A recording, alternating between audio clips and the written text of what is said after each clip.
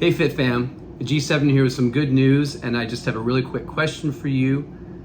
Do you feel like you are a prisoner of time? Do you feel like there's not enough time to do the stuff you want to do? Do you feel like with the time you have, you're wasting time? Are you even aware of the role that time is playing in your life? And if not, I'm here to wake you up. Wake up. It's wake up time. Let's use a different word than time, and let's just focus on what is a fact and the only thing that matters, which is the present moment. It doesn't really matter what's happened in the past. It doesn't really matter what's going to happen in the future. What matters is what's happening right now, because it's the only thing that you can count on. You literally could die tomorrow. One of the core concepts of Stoicism, which is basically a philosophy of worrying about what you can control and really detaching from what you don't need to worry about controlling. That's sort of the bedrock of Stoicism, is amore fati, which means love fate. Amore fati means we're all gonna die. You're gonna die. I'm gonna die. That's one of the irrefutable facts about being alive, is that one day we're gonna be dead. And tomorrow really isn't promised. Amore fati means embrace this fact, love fate, because then we're really reconciling with the fact that if we're given a limited amount of time on this planet, then why don't we mindfully decide what we're going to do with that time? We're so in control with where we spend our time, who we spend our time with, what we're spending our time doing. But most importantly, and the thing that I think we've let go of the awareness of, or the connection to, is what are we thinking about the time we have? What is our interpretation of the time? What are the thoughts we have? And this really comes down to an existential question about who we really are. And I truly believe that we are spiritual beings, and you've probably heard this or read this before, made of love and energy and infinite power to connect and to grow, housed in an animal human body. So we're a spiritual being having a human experience.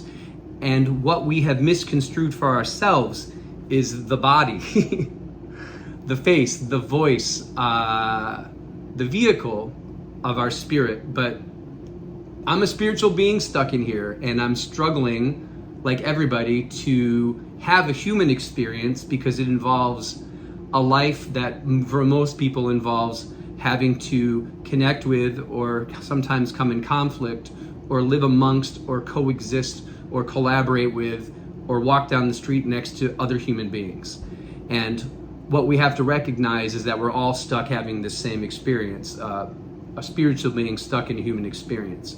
And when we realize that, and we kind of look down at that interaction outside of ourselves, then we can see the bigger picture, in that we're all kind of spirits that are in this kind of universal struggle, and that's what connects us, not separates us. And we get so distracted by what the packaging looks like, the age, the skin color, the religious beliefs, the language, whatever we're looking for as reasons to divide us.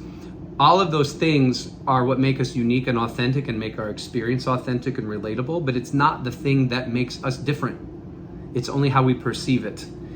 And the biggest point I want to leave you with today is the mind, the human mind, is a machine like any machine that's capable of incredible beauty, incredible creativity, incredible things like building things. And it's also can be incredibly destructive. It's like Deepak Chopra talks about technology. He says it's neither good nor bad, it's how it's applied. And that's also how I feel about being a human being and the human mind, is it's not good nor bad, it's how it's applied.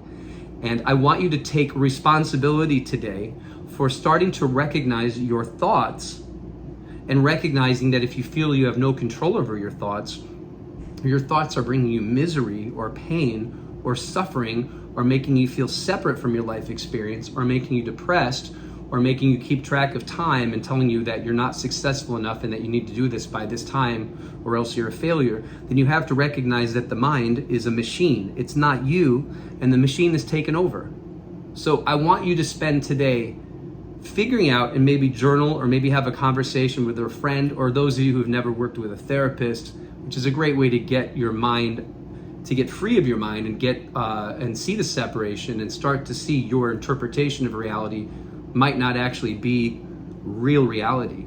I want you to recognize that the thoughts that are happening in your brain are probably happening automatically. And the good news is you can replace those thoughts.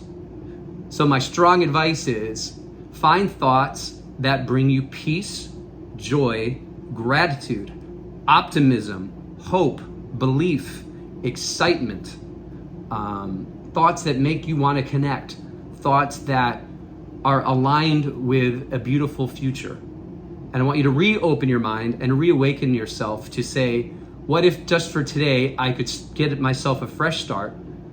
I could talk about my actual hopes and dreams and my disappointments and my regrets, and I get a reset, and I can start from scratch and start building the life that I want and deserve of peace, love, hope, gratitude, joy, excitement.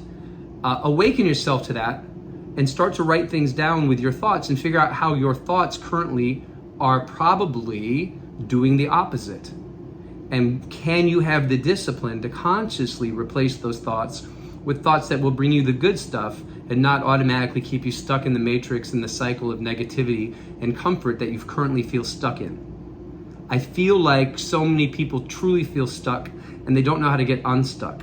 So my message of the day is isolate and identify your thoughts.